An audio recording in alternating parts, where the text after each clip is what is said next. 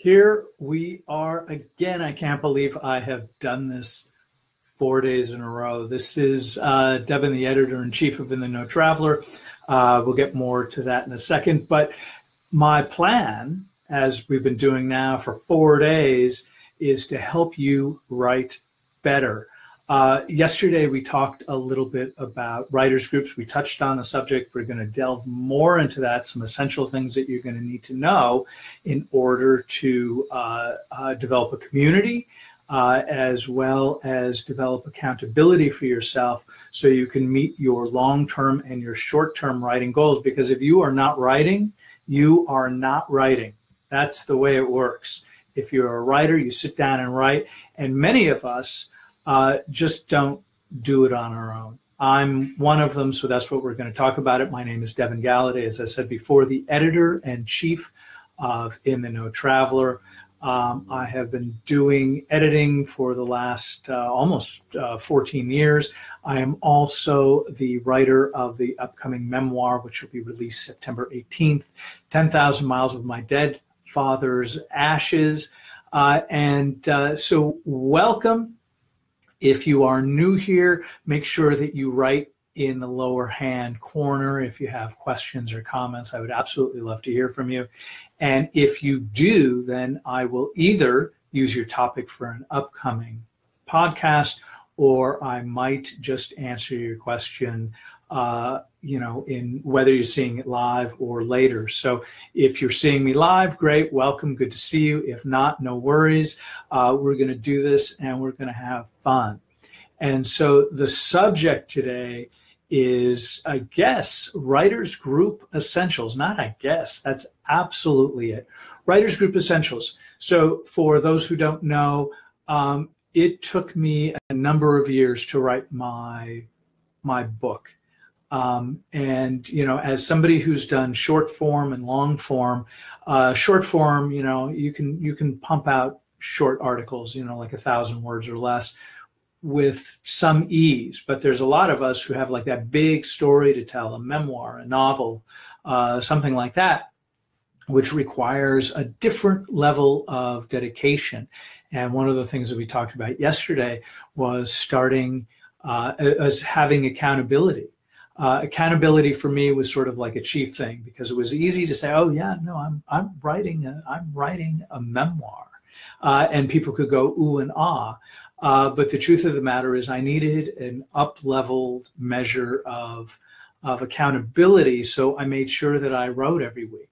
And so, in a nutshell, for me, the accountability that I found to be most effective, which was really like a stroke of genius, is that I found people who were also working on larger scale projects, and we would get together and meet in my living room every single Thursday at 7:30. We'd go for 3 hours. That basically, we had about 6 people on average, sometimes as little as 2 and sometimes as many as 10.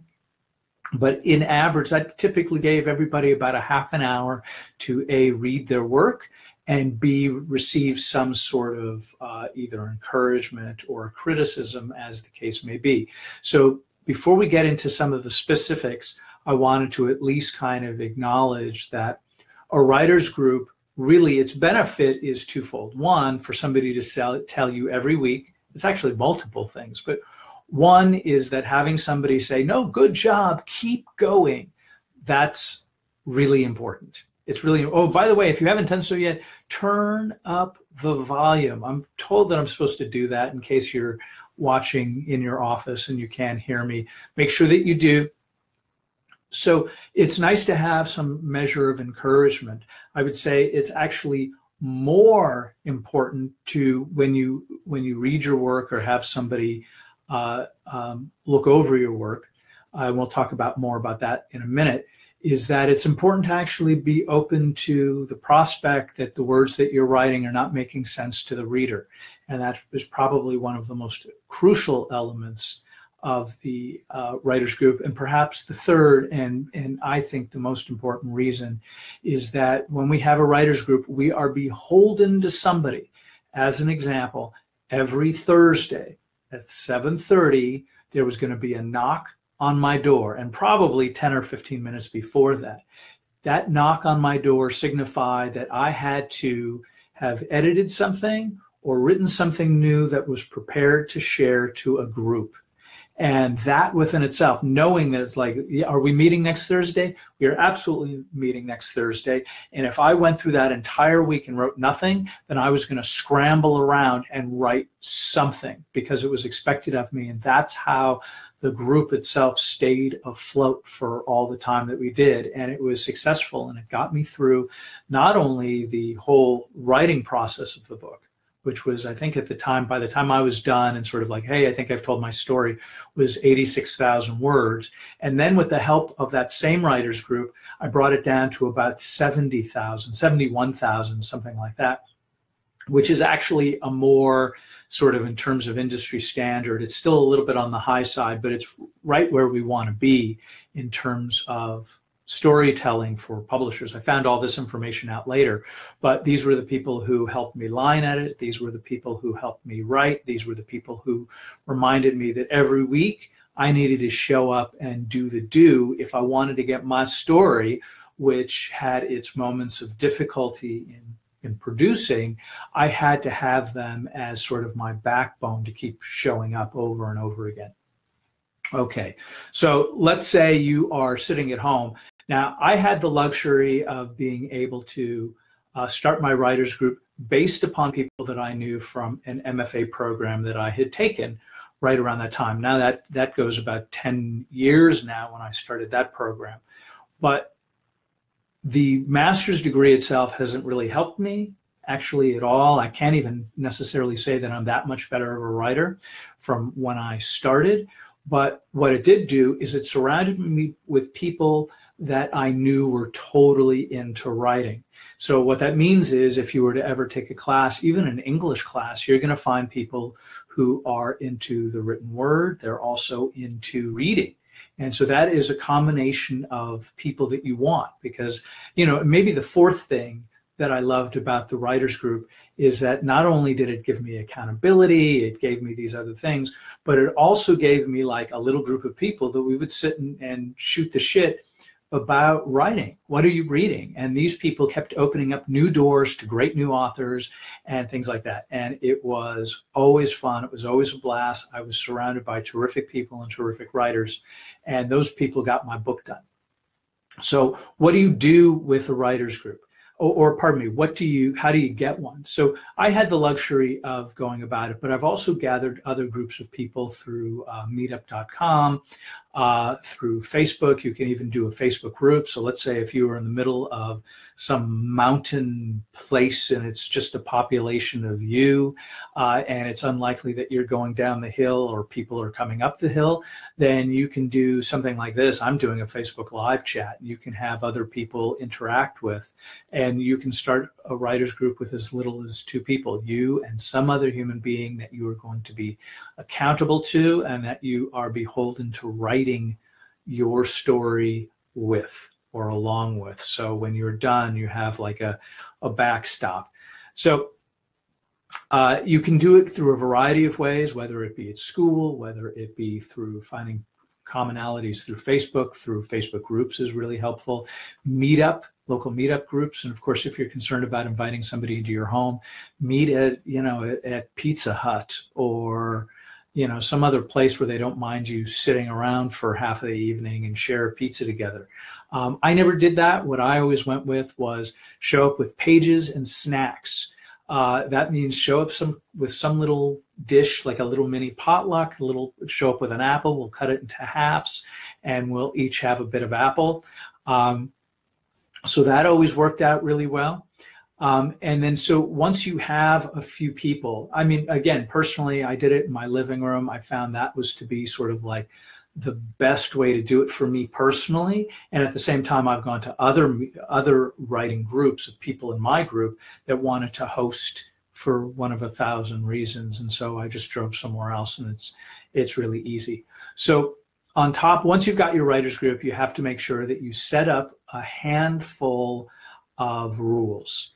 The rules can be anything, but really what you want to do is be conscious of how authentic, how unvarnished of an opinion do you want to hear? And the way that we got around that is that when somebody is doing, after they do a reading, matter of fact, this is exactly how we do it. You show up with 4 or 5 pages. That takes about 10 minutes to read out loud. People either brought copies to read it, some people sent over digital versions of what they wanted read, or some people just listen closely and you read. And so once the 10 minutes over, that leaves you about 20 minutes for people to give feedback. Sometimes the conversations go longer, sometimes the conversations go shorter, but either way, everybody's going to have an opportunity to sort of chime in, comment, give feedback. The best way to control that feedback is by asking the author, or you saying, this is precisely what I want. If you want to have a situation where it's like, you can't hurt my feelings. I've already written terrible sentences many, many, many, many times, and will continue to write awful sentences. So what that means is I'm open to whatever criticism. If you think it's terrible, that's fine. I'll go work on it and I'll fix it. If you have specific criticism, I will make note and try to align to make sure that my aesthetic matches the criticism and it's going to be useful to the larger goal of the story. So if you are somebody who feels you might be a little bit more shy, then be really specific. Hey, I need to know about whether or not this dialogue between Janet and Larry is accessible. Do you buy the dog dialogue? Which means the people who are going to be responding are just going to be focusing under those things.